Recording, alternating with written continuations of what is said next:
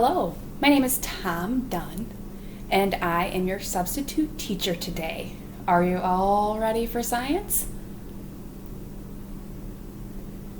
So I want to talk a little bit about trees today. And you probably see them every day in the leaves and the trees, and you don't really notice them. But it's actually really fascinating what is inside of a leaf. If you look at it at a microscopic level, you see many different cells, and these cells contain chloroplast. And the chloroplasts aren't green, but it's what is inside of them that is actually green. And that part is called, let me see if I can get the spelling right, it is called chlorophyll. And that is what gives it the green coloring. And basically, inside of the leaf is a food factory.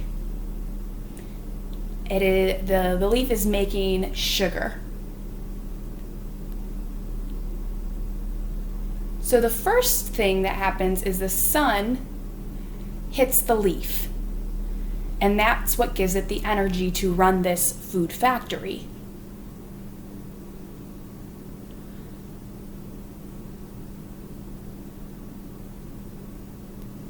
So when we breathe out carbon dioxide or CO2, and that's what the leaf can then absorb.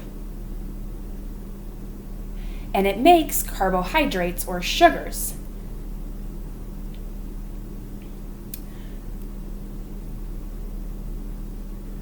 So then when it rains, the water, which is also known as H2O, goes up through the tree, and the factory that's inside of a leaf then takes apart the H2O and uses the hydrogen to make sugars, and the oxygen is then emitted and we breathe it in, and the cycle then continues around as then we breathe in the oxygen and emit the carbon dioxide. So sometimes if you take the bark off of a tree, it can have some sticky stuff to it, which is like carbohydrates. And the tree is continually making more and more of those. It's a very quiet factory if you compare to all of the noisy, pollution-filled factories in the real world. This is really quiet and quite an amazing and interesting mechanism. So we've talked about trees, but now I want to talk about water, and more specifically the ocean, which is huge. And if you, like about 300 feet down, if you look under a microscope, you can see many of different green plants, and those green plants are called phytoplankton. And they're very similar to trees in their process of absorbing the CO2 and then processing it and emitting the oxygen. It's the same process that the trees do, also the phytoplankton does. So there are many fish in the ocean, and one of the biggest ones is the blue whale. It is huge. It's over 300 feet and weighs many tons. It's very heavy. The heart of the blue whale can weigh 1,000 pounds. That's a huge machine pumping a lot of blood through it, and it's working hard. You may think that the blue whale is lazy, but it's actually quite the opposite.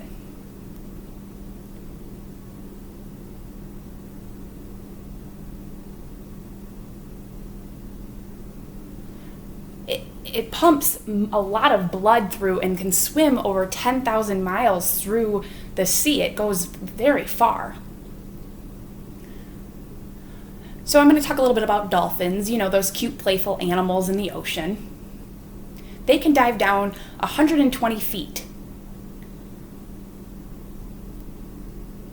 Or more, sometimes 1,095 feet they can dive down.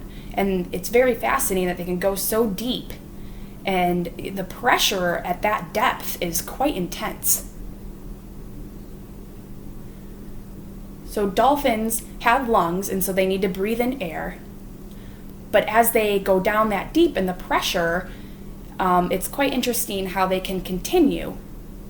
They have cells on their skin. It's really little holes that fill with oxygen. And when they go down, the skin cells can close up and the brain then can focus on the heart pumping and being able to dive so deep. When they come to the surface, then those cells can open back up.